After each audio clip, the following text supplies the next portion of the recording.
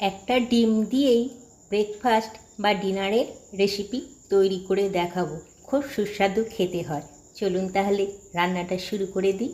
প্রথমে এখানে একটা ডিম নিয়ে একটু লবণ দিয়ে ভালো করে ফেটিয়ে নিতে হবে। কড়াইয়ে সাদা তেল দিয়ে দিয়েছি। এরপর ডিমটা দিয়ে একটু ভুজিয়া করে নেব।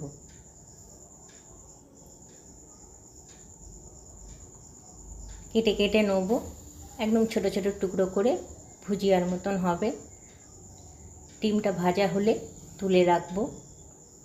কড়াইয়ে আবার সাদা তেল দিয়ে 2 কোয়া রসুন ছোট ছোট টুকরো করে নিয়ে ভেজে নিচ্ছি।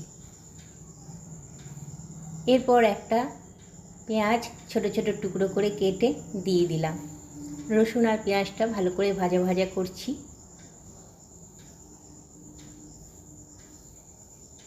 এগুলো ভাজা হলে একটু বিনস দিয়ে দিলাম।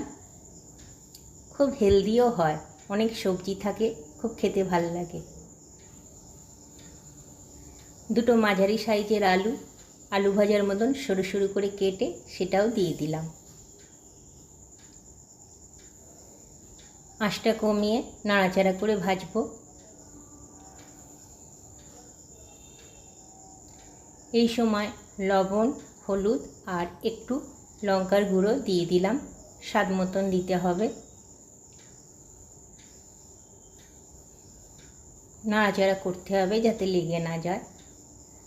আলুটা মোটামুটি সেদ্ধ হয়ে এলে একটা বড় গাজর কুড়ে দিয়ে দিলাম। গাজরটাও মিশিয়ে মিশিয়ে নিচ্ছি। সবজিগুলো একটু ভেজে ভেজেই সেদ্ধ করতে হবে।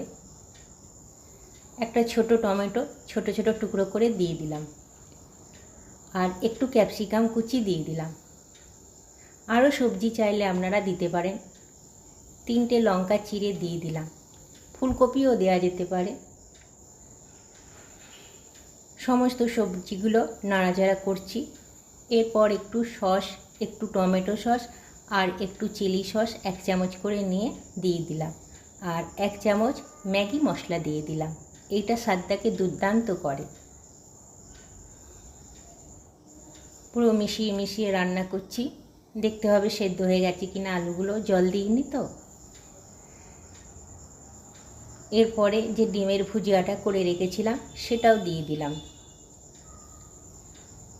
সমস্ত কারিটার মধ্যে ডিমের ভুজিয়াটা ভালো করে মাখিয়ে দেবো। আপনারা একটা জায়গায় 2-3টে ডিমও দিতে পারেন। সকালে জলখাবারে অল্প একটু ডিম ভুজিয়া করে এই তরকারিটা করলে খুব ভালো খেতে হয়। এবার এটাকে প্লেটিং করব। দেখুন বন্ধুরা, প্লিজ যদি ভালো লাগে আপনারাও একবার তৈরি করবেন। নমস্কার।